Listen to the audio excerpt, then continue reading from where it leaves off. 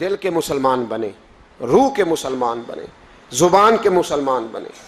ایک ہندو نے نا کتاب لکھی ہے حضور علیہ الصلوۃ والسلام کے سیرت مبارکہ پر، ہندو نے۔ وہ ہندو کہتا ہے کہ میں نے نا عجیب منظر دیکھا ہے عرب کے لوگوں کا۔ ہندوؤں نے نا بڑا خوبصورت میرے محبوب کے بارے میں لکھا ہے۔ ایک ہندو نے جب حضور کی سیرت پر کتاب لکھی تو کچھ لوگوں نے کچھ اشعار لکھے، تو لوگوں نے کہا تو ہندو ہو کے حضور پہ لکھتا ہے، ہندو ہو کے؟ تو اس نے بڑا عجیب جملہ کہا، کہنے لگا ہو جائے عشق کسی سے کوئی چارہ تو نہیں، اور صرف مسلم کا محمد پہ اجارہ تو نہیں، صرف مسلم کا محمد پہ۔ اور پھر کہنے لگا نام و نسب سے اگرچہ ہندو ہوں پر کملی والے میں تیرا سادھو ہوں، کملی والے میں تیرا سادھو، میں تو ساتھ دیوانہ ہوں یا رسول اللہ آپ کا۔ تو نبی پاک علیہ السلام کے بارے میں لوگ لکھتے ہیں، وہ کہتے ہیں وہ محبت سے نہیں لکھ رہا، وہ سمجھ لیں کہ ایک عالمی تجزیہ نگار ہے تو ایک تجزیہ دے رہا ہے۔ کہتا ہے میں نے دو قسم کے عرب دیکھے، دو قسم کے۔ ایک عرب میں نے وہ دیکھے جو اتنے انا پرست ہیں، اتنے خود غرض ہیں، اتنے اپنے ذات کے بت میں الجھے ہوئے ہیں کہ وہ ایک حوض پہ اپنے گھوڑوں کو پانی پلانے گئے، 10 15 20 گھوڑوں کو پانی پلانے گئے ہیں، تو جھگڑا ہو گیا، پہلے میں نے پلانا ہے، میں بڑا چودھری ہوں۔ اس نے کہا نہیں میں تجھ سے بڑا ہوں، پہلے میں نے پلانا ہے۔ اس پہ جھگڑا ہوا، وہ غیر جانبدار تجزیہ نگار کہتا ہے اس پہ جھگڑا ہوا، لڑائی ہوئی، قتل ہوئے، اتنے قتل ہوئے کہ یہ قتل نسلوں تک چلے، نسلوں تک یہ قتل آگے بڑھے۔ وہ کہتا ہے ایک میں نے وہ عرب دیکھے، اور پھر کچھ عرصے کے بعد مکے اور مدینے میں اللہ نے اپنے نبی کو بھیجا، مصطفیٰ کریم علیہ السلام آئے۔ کہتا پھر انہی عربوں کا میں نے ایک اور رنگ بھی دیکھا، انہی عربوں کا میں نے ایک اور رنگ، وہ جو گھوڑے کو پانی پلانے پر لڑ رہے تھے، آج میں نے دیکھا کہ ایک جنگ کے موقع پر 3 صحابہ یا 7 صحابہ زخمی پڑے، زخموں سے چور ہیں۔ ایک آدمی پانی کا پیالہ لے کے آیا، ایک کو کہا پانی پی لو، زخمی ہو، شدید زخمی ہو، نزع کا عالم ہے، تھوڑی دیر میں ہو سکتا ہے شہادت نصیب ہو، پی لو۔ کل جو گھوڑے کو کہتا تھا پہلے میں نے پلانا ہے، میں نے پلانا ہے، آج وہی قوم میں نے عجیب رنگ دیکھا، کہا پانی پی لو۔ تو کہنے لگا یار میں تھوڑا زخمی ہوں، یہ جو میرے ساتھ لیٹا ہے یہ زیادہ زخمی ہے، پہلے اس کو پلا دے، میرے بھائی کا بھلا ہو جائے۔ کہتا پانی لے کے اس کے پاس پہنچے، اس کو کہا تو پی لے، تو وہ کہنے لگا نہیں میں زخمی ضرور ہوں پر جوان ہوں، یہ میرے ساتھ جو صحابی لیٹے ہیں یہ زخمی بھی ہیں بوڑھے بھی ہیں، ان کو پہلے پلا۔ میں بات کہتا میں تیسرے کے پاس گیا تو اس نے کہا نہیں یار چوتھے کو پلا، وہ زخمی بھی ہے بیمار بھی ہے، اسے زیادہ ضرورت ہے۔ کہتے چوتھے کے پاس گیا تو وہ تڑپ اٹھا، کہنے لگا 5ویں کو پلا، اس لیے کہ اسے زخم مجھ سے پہلے لگا ہے، اس کا جہاد بھی مجھ سے سخت ہے۔ کہتے اس کے پاس گیا تو کہنے لگا یار 6 کے پاس چلا جا، اس لیے کہ اس کا وقت مجھے زیادہ قریب لگ رہا ہے۔ کہتے ہیں میں 6 کے پاس گیا تو وہ بول اٹھا، کہنے لگا وہ 5 جس رسول کا کلمہ پڑھتے تھے میں بھی اسی محمد کا ماننے والا ہوں، تو مجھے نہ پلا 7ویں کو پلا۔ کہتے ہیں اس کے قریب گیا اور میں نے وہ منظر دیکھا کہ وہ کہنے لگا نہیں اگر وہ 6 قربانی دے سکتے ہیں تو میں نے بھی نبی پاک سے تربیت لی ہے، تو پہلے کے پاس جا۔ کہتے ہیں میں اس کے پاس جا کے کھڑا ہوا تو روح پرواز کر گئی، میں دوسرے کے پاس گیا تو کلمہ پڑھ کے شہادت کا جام پی گیا، میں تیسرے کے پاس گیا تو حوض کوثر تک وہ بھی پہنچ گیا۔ کہتے ہیں 7 کے 7 وصال کر گئے، پانی میرے ہاتھ میں تھا، اور میں اس صحرا میں کھڑے ہو کے سوچ رہا تھا یہ وہ لوگ ہیں جنہوں نے دل کا کلمہ بھی پڑھا ہے، روح کا کلمہ بھی پڑھا ہے، یہ ان کا صرف وجود نہیں جھکتا رب رسول کی بارگاہ میں، جب یہ جھکتے ہیں تو ان کے دل بھی جھکے ہوئے ہوتے ہیں، ان کی روحیں بھی جھکی ہوئی ہوتی ہیں۔ حالات بدل گئے میرے بھائی۔ ایک زمانہ وہ تھا جب حضرت عمر فاروق کی لونڈی نے کلمہ پڑھا، ہاں حضرت عمر لونڈی نے کلمہ پڑھا تو حضرت عمر نے اسے الٹا لٹکا لیا، درے مارتے۔ بی بی کہتی عمر مجھے اتنا مارتے کہ مارتے مارتے تھک جاتے، پھر پانی منگاتے، پانی پی کے پھر مارتے پھر مارتے۔ یہ وہی عمر ہے جو کہتے جو کلمہ پڑھے گا گردن کاٹ دوں گا، یہ وہی عمر ہے جو کوئی غریب مسکین قریب نہیں پھٹک سکتا تھا، لونڈی کو دروں سے مارتے، وہی عمر کلمہ پڑھ گئے۔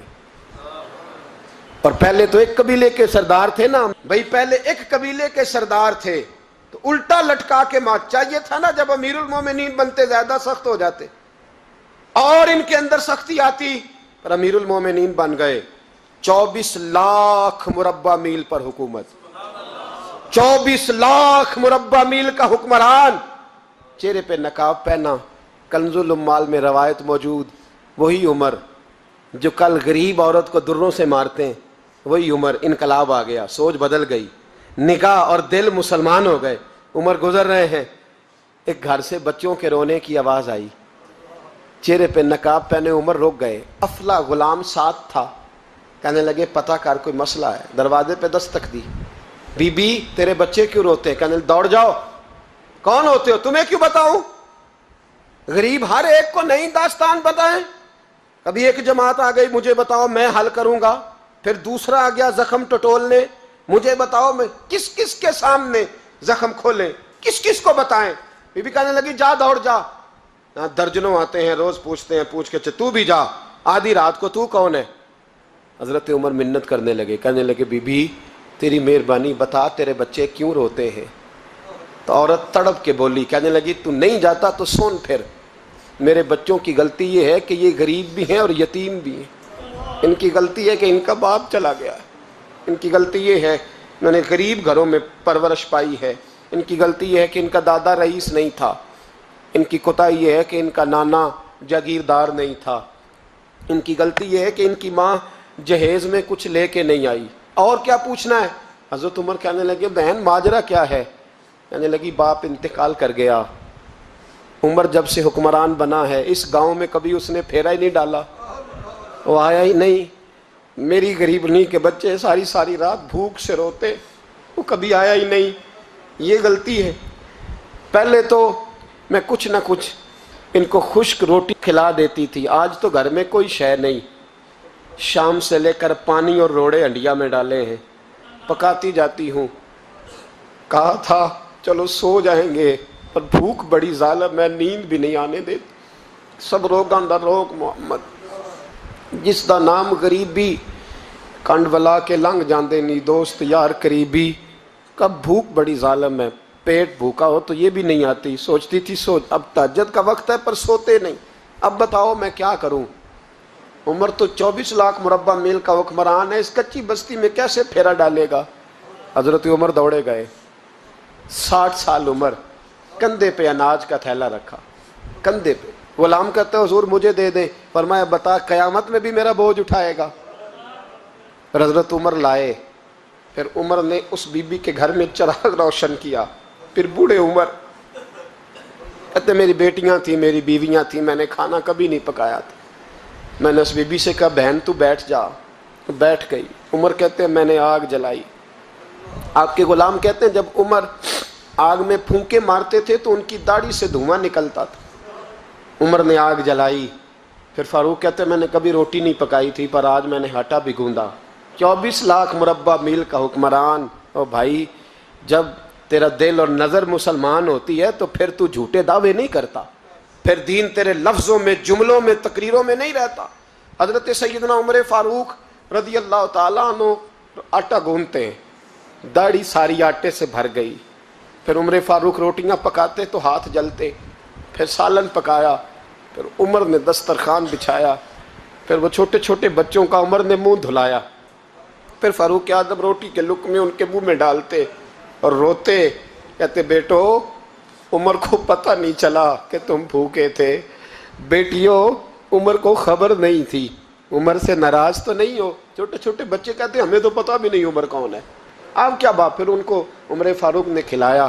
پھر فاروق اعظم صحن میں بیٹھ گئے, ان کو ہنساتے رہے.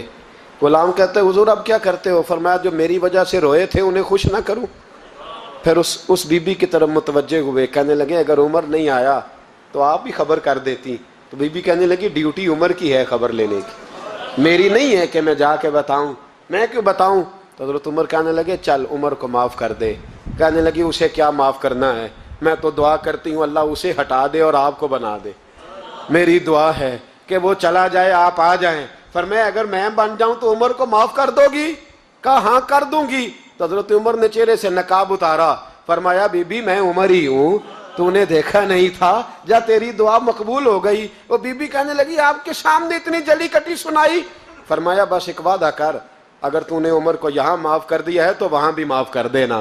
وہاں بھی سوال، شرط یہ ہے تیرا دل کتنا مسلمان ہے۔ ہمارا یہ حال ہے، ہم جملوں کے مسلمان، لفظوں کے مسلمان، ہم اپنے آپ کو کھینچ کھانچ کے مسجد میں لا کے 2-4 رکعتیں بھی پڑھ ہی لیتے، پر دل و نگاہ اگر مسلمان نہیں تو پھر کچھ بھی نہیں۔ دیکھیں نا کتنے اعلیٰ لفظ ہے حدیث میں، نبی پاک نے فرمایا میں اسے اپنا مومن ہی نہیں مانتا۔ صحابہ کہتے ہیں پوچھنے لگے تھے کسے؟ تو حضور نے دوسرا بار پھر کہہ دیا، فرمایا میں اللہ کی قسم اسے مومن نہیں مانتا۔ تیسرا جملہ پوچھنے لگے تو حضور نے پھر بول دیا، فرمایا میں نہیں مومن مانتا۔ حضور کسے؟ فرمایا جو خود تو پیٹ بھر کے کھائے اور اس کا پڑوسی بھوکا سو جائے۔ 3 دفعہ حضور نے کہا میں مومن ہی نہیں مانتا۔ اتنی مرضی تسبیح پڑھے، نہ مرضی رب رب کہے، تو میرے بھائی یاد رکھیں